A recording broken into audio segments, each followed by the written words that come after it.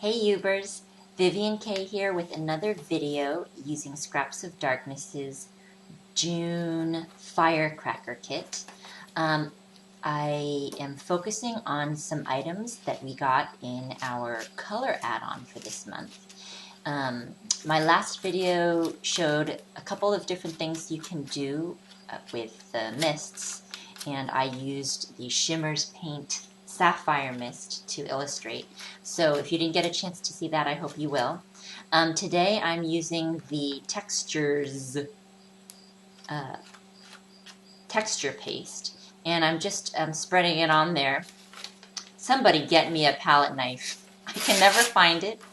Then I was using a credit card and I couldn't find that, so now I'm just using a scrap of chipboard. Anyway, I spread that down and I'm putting a thin piece of paper, just like any kind of printer paper, on top while it's still wet. And you don't have to really rush on it because it stays wet for quite a while. And then pressing it down and pulling it up, and look at the interesting texture that you get. It looks very much to me like the earth from above, mountains and canyons and that type of thing. So that's with the Shimmers Textures paste. So just by applying a piece of printer paper, something you'd print a document out on, and pressing it down and pulling it up, you get a different type of texture than from just brushing it on or smearing it on with a palette knife. Here I've got some gold embossing powder, and I'm just very, very lightly sprinkling it on. And I'm focusing more along the areas where the paste meets paper. It's been quite a while that I have not picked up any of my embossing powders, and I forgot just how much I adore embossing powder used in, not necessarily for stamping, but for more random applications like this. How much I love watching that stuff bubble when you heat it up with your heat tool. So this is not a blow dryer, it's a heat tool, and you can buy it at a craft store. They're made by a couple different manufacturers. I think mine might be made by Ranger, but I just love watching that stuff bubble up. So the thicker application of powder, the more it'll fill in your crevices, and I actually really like those crevices created by the printer paper. So I did just a really, really light application in as natural a fashion as I could. You'll see down here that the embossing powder bubbles up, and the textures paste also bubbles, and I really want to encourage that because I just love the way that looks. I think in the areas where it's a little bit thicker is where I saw more of that bubbling. So this is what it looks like so far.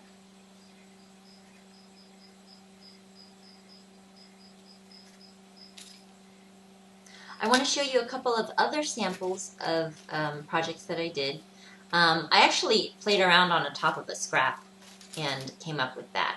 But this is something I did earlier in the day using the stencil that came in the color add-on this month. That's the one.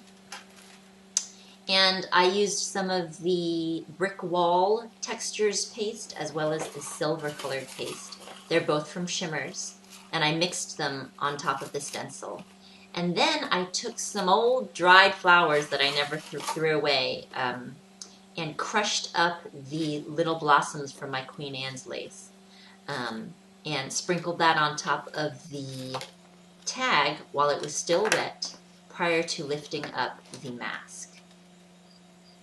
It actually added a really cool amount of subtle texture to my project. And I think it's really good and fun to just look around you and look at things that you might not normally consider as crafting tools when you want to add texture to your projects, and also for stamping. Since this tag was starting to look very much like the earth from above, or I don't know, some kind of mined metal earth, it just spoke to me of earth, I decided to go with those earth tones, and I added some distress ink in Vintage Photo and Black Soot, which are colors I think most of us crafters have on hand. So I inked that up really well and then misted with water to get that to really brighten up and get a little bit more grungy. I very sparingly added a few of the sort of diamond-like gems that were included in the Creativity add-on. And then I just tied the top of my tag with some metallic string gold that's a synthetic. So when you heat it up with the heat tool, it starts to warp in all these really funky, cool ways. It takes a little bit of practice to warp that fiber without burning yourself. And sometimes it just won't go where you want it to go, and you just have to be okay with it. But I'm pretty cool with how it turned out here. A lot of funky little curves in the fiber, and I just teased apart some of the ends for a little bit more interest, and then I called it a day. Sometimes I feel obligated to put a sentiment on my projects, but I don't really want to. This was one of those cases. I was gonna, stamp in the letters Earth or something like that, but I'm glad I decided not to. I was really happy with the way this project turned out. I hope you play around with some of the textures pastes from this month's color add-on. If you haven't subscribed yet to the Scraps of Darkness Kit Club, please consider doing so. You can visit their website at scrapsofdarkness.com. And if you haven't subscribed to my channel, please do. It's Contadina K, and my website is contadinak.com. Thanks so much for watching, and see you guys real soon. Bye.